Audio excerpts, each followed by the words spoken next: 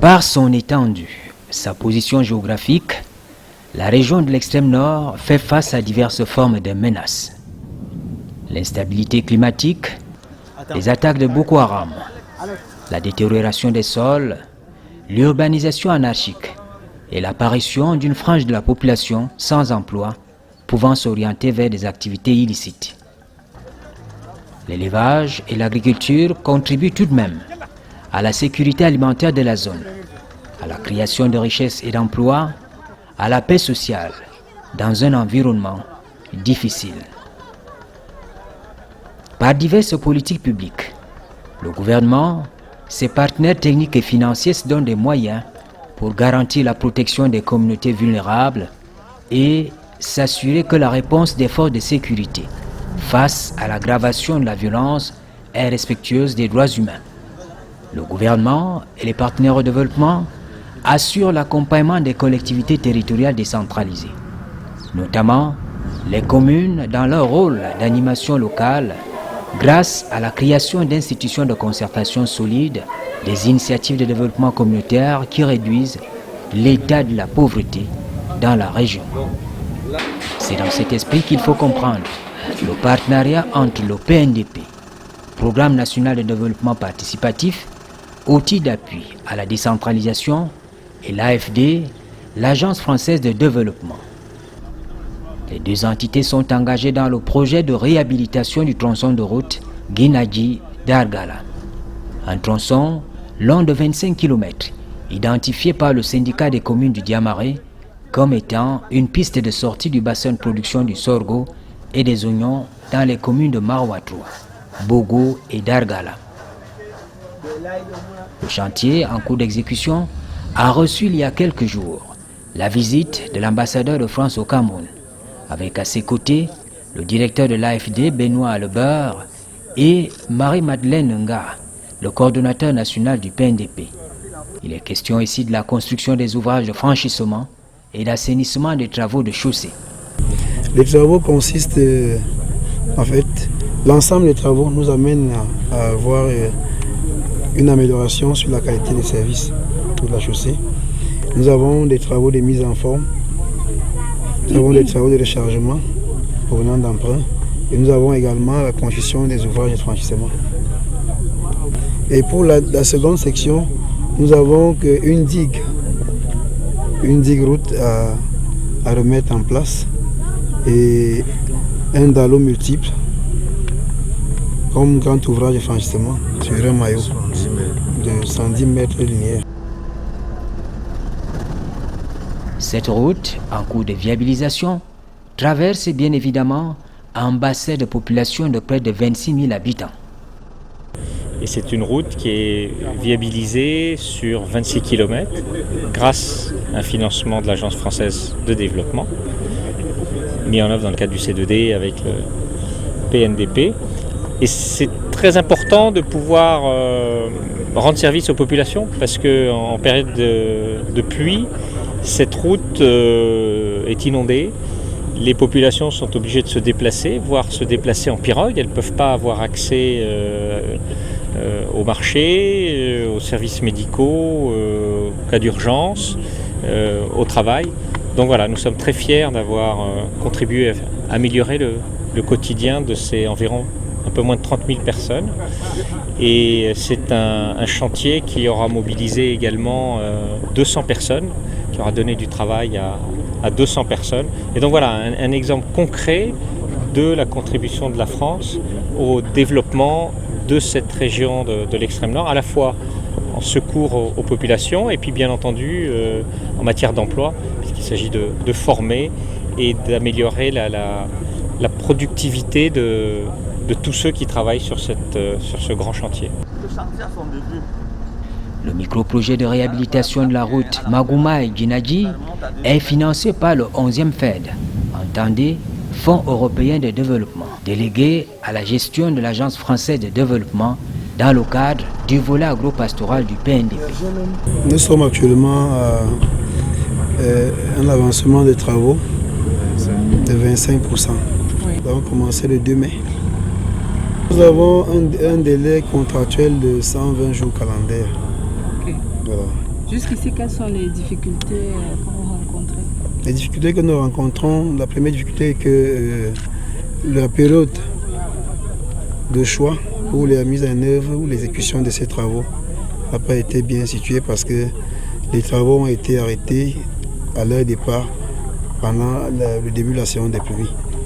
Et maîtrisant tous la situation des pluies à l'extrême nord, c'est la première difficulté que nous rencontrons là-bas. Lorsqu'il y a une pluie, on est arrêté pour 3 ou 4 jours, voire même une semaine. La température ici. Bon, en principe, il n'y a pas trop de difficultés en tant que telles.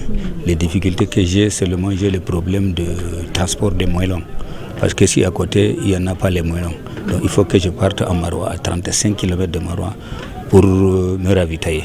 Ça m'a pris du temps.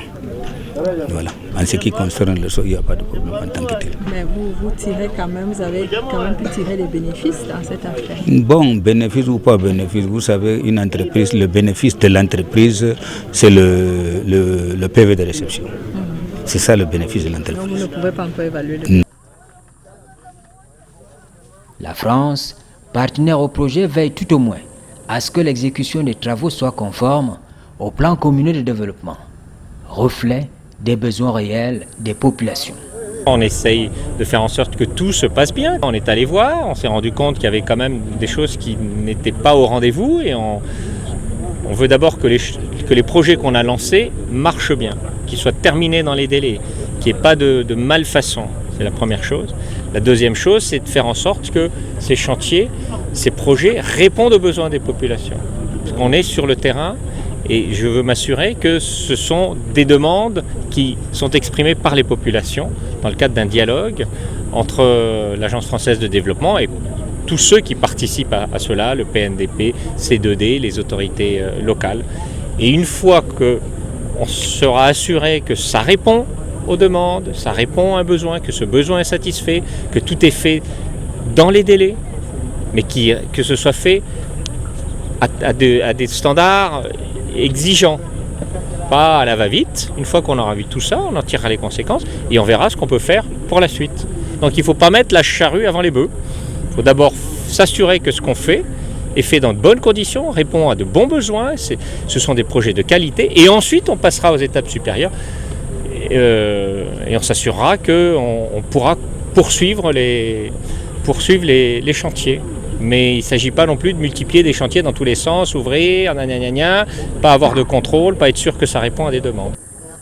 Dans l'esprit de l'accompagnement des communes de l'extrême nord par le PNDP, il y a en filigrane ici comme ailleurs l'idée de promouvoir l'approche IMO, approche de haute intensité de main-d'œuvre, source de création d'emplois pour les jeunes des zones. La particularité, et ça il faut insister là-dessus, c'est que ces projets, c'est des projets qui emploient beaucoup de jeunes. C'est des projets qui emploient beaucoup de jeunes et nous avons une moyenne de 250 jeunes par chantier. Après cela, ils auront la possibilité de se lancer dans des petits métiers, l'élevage, l'agriculture. Et l'autre côté aussi, c'est que l'eau est une denrée rare dans cette localité, nous l'avons dit. Et ces mares que nous mettons sur pied vont permettre à abreuver le bétail, à résoudre beaucoup de petits problèmes d'agriculture en pleine saison sèche. Il faut juste donner ce petit détail-là. Les 30 projets seront exécutés en 2 séquences. Et la première séquence actuellement, c'est 21 projets. Ils avancent normalement. Et les 9 autres sont dans la phase des études. Une fois les études terminées, on va également les lancer pour pouvoir les exécuter dans les délais. Et nous allons très bien les exécuter et dans les délais également. Malgré les limites structurelles et physiques du chantier de réhabilitation de la route Guinadji d'Argala, l'espoir demeure. L'espoir de faciliter les mouvements de personnes et des biens. Ça a été une journée très dense, puisque j'ai commencé ce matin avec le ministre de l'Emploi et de la Formation professionnelle, visite de chantier aussi, pour voir où en était le centre de formation professionnelle. On s'est rendu compte qu'il y avait encore quelques efforts à terminer pour que ce centre soit complètement opérationnel et qu'il puisse fournir de l'emploi et de la formation aux jeunes Camerounais et Camerounaises de l'extrême nord. C'était la première étape. La deuxième étape, ça a été de visiter le réservoir de Mbogo. Là aussi, il s'agit de fournir du travail dans le cadre d'un cadre beaucoup plus large et dans le cadre des programmes de haute intensité de main-d'œuvre qui ont fourni déjà du travail à plus de 12 000 jeunes Camerounais et Camerounaises, qui leur permettent aussi d'avoir une formation pour leur permettre de mieux s'insérer dans le marché du travail. Et enfin ici, ce chantier routier qui permet de désenclaver des villages, de permettre de faciliter la communication de toutes ces personnes, de ce vaste bassin de plus de 26 000 personnes. Et ce qu'on fait à travers l'Agence française de développement, c'est de faciliter les communications sur 26 km et ça change vraiment le quotidien des populations ici sur l'intercommunalité et ça a permis actuellement de donner du travail à plus de 200 personnes. Le chantier routier Guinadji d'Argala, un modèle réussi du principe de l'intercommunalité. Un concept qui rassemble les formes de coopération existantes entre les communes de Maroua 3, Bogo et Dargala. L'intercommunalité de gestion et l'intercommunalité de projet.